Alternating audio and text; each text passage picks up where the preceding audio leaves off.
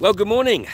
This is Ian R. Crane. It's the morning of Wednesday, the 30th of May, 2018. And I'd love to say it's nearly the end of May, but it may be only the end of the month. Maybe we have to go a few more months before the other May meets her political demise.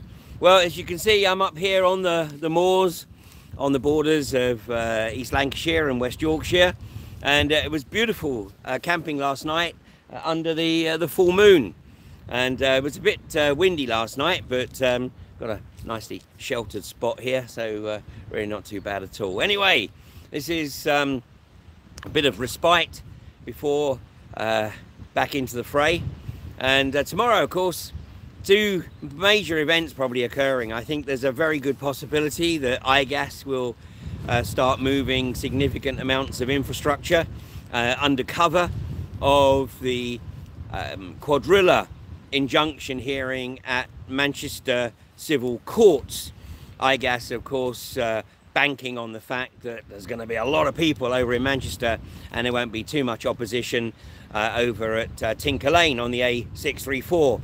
So my counsel is, if you're over the eastern side of the Pennines, then make a venture up to Tinker Lane and see what's occurring there. But don't put Tinker Lane into your sat nav, because Tinker Lane will take you some way away from the well site. So it's between Blythe and Barnby Moor. So if you head to Blythe and then take the Retford Road towards Barnby Moor, you won't be able to miss the well site or the new camp that has become established there.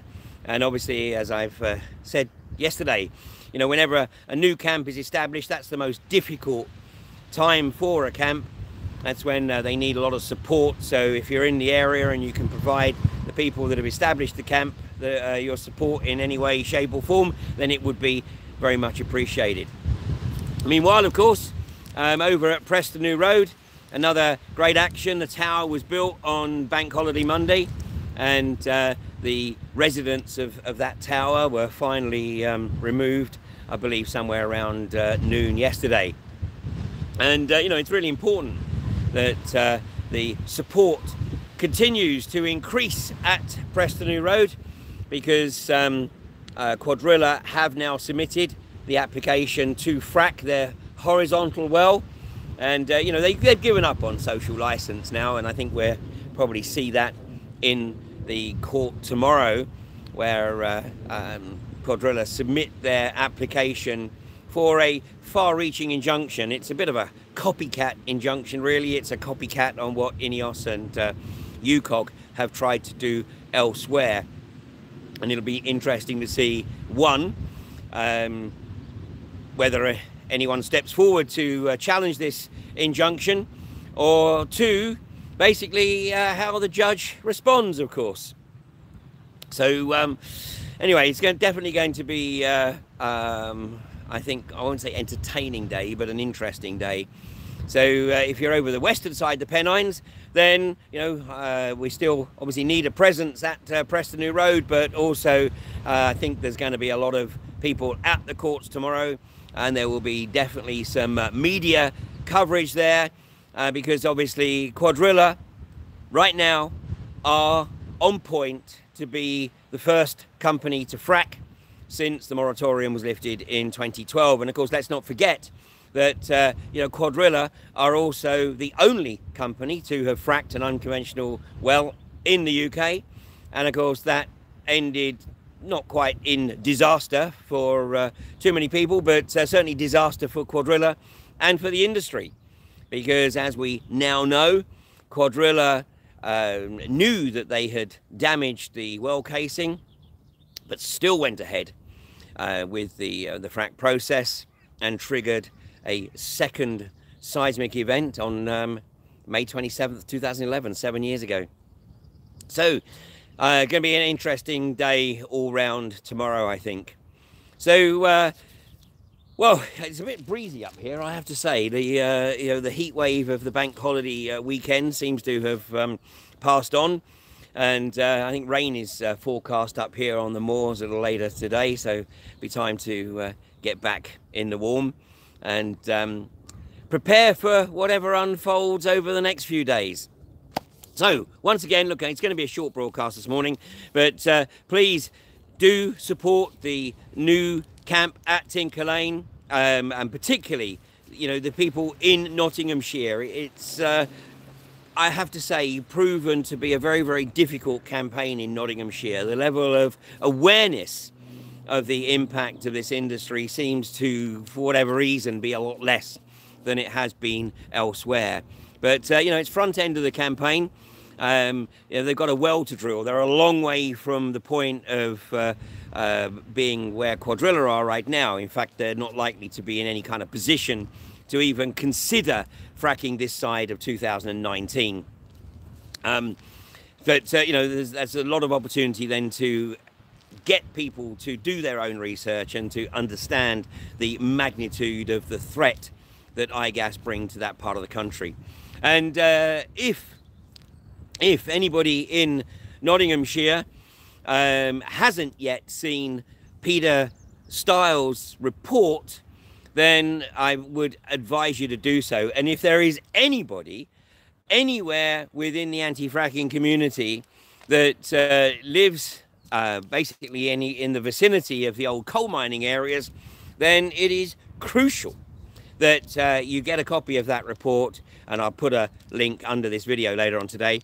But it's crucial that you get a copy of that report, and it's crucial that you make sure that every elected representative, whether it's local authority, whether it's county council, whether it's MP, has a copy of that report, so that ultimately, and it's a massive if this industry goes ahead and fracks in or beneath those old coal mining areas, and then there is a significant seismic event or massive subsidence or whatever, none of these elected representatives will be able to say they weren't warned.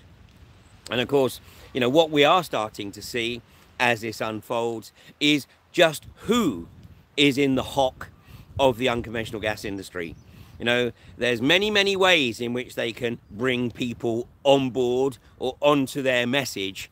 And, you know, the reality is that anyone of sane mind will do their research, look at the impact that this industry has had wherever it has established itself around the world, and very quickly come to the realization that this has absolutely no place in a heavily populated area like the north of England, like the East Midlands, and particularly not beneath areas that have been extensively mined for some 2 centuries plus.